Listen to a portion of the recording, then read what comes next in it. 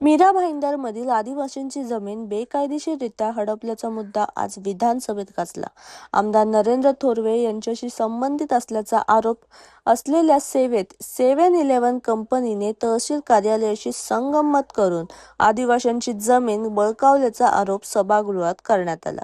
यावर उत्तर देताना महसूल मंत्री चंद्रशेखर बावनकुळे यांनी संबंधित जमीन मूळ आदिवासी मालकांना परत देण्याचे निर्देश देण्यात आल्याची माहिती त्यांनी दिली. तसेच या प्रकरणात 7-11 कंपनीवरही कायदेशीर कारवाई करण्यात येणार असल्याचेही त्यांनी स्पष्ट केले आहे.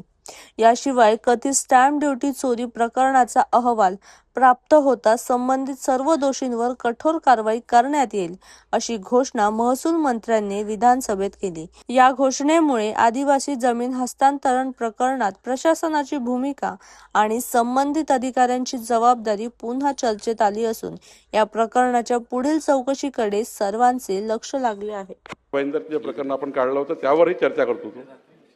आपण जो भ्रष्टाचाराचा आरोप केला, विजय वडेट्टीवारांनी काही गोष्टी मांडल्या, यामध्ये जे 3 प्रकरण आपण दिले होते त्यामध्ये पहिल्या प्रकरणामध्ये या ठिकाणी तहसीलदार यांनी सर्व वारसांना संधी न देता एकतर्फी नाव कमी केलं आहे. तहसीलदार दोषी दिसतात आहे.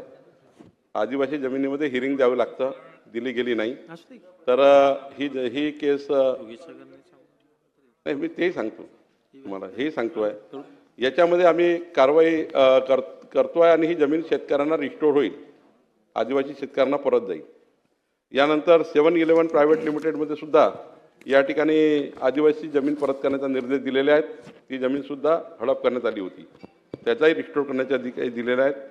तिसरी जमीन जी होती निर्मला बाबू नाईकने जी तक्रार केली होती ती जमीनसुद्धा मी आपल्याला डिटेल पाठवतो.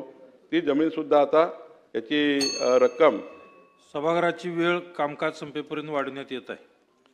तर हे सुद्धा 3ही प्रकरणामध्ये आम्ही पूर्ण कारवाई या ठिकाणी केलेली आहे. दुसऱ्या या ठिकाणी सांगितलं होतं आपण की स्टॅम्प ड्युटीचा घोटाळा, तो स्टॅम्प ड्युटीचा घोटाळा पूर्ण तपासतो आहे. इतका 63 प्रकरणाचा घोटाळा आहे. म्हणजे घोटाळा म्हणजे तुमचा आरोप आहे, घोटाळ्याचा आरोप 63 प्रकरणाचा आहे. 63 प्रकरणाचा घोटाळ्याचा आरोप आहे.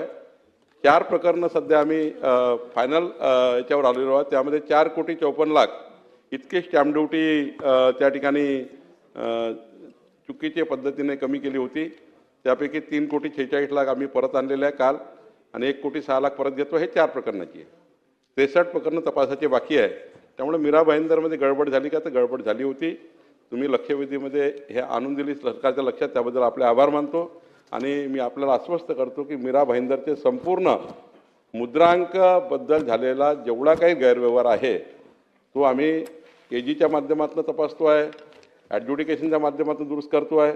पण मीरा भाईंदरमध्ये या ठिकाणी मुद्रांकाचा गैरव्यवहार झाला होता का, ते निदर्शनात येत आहे.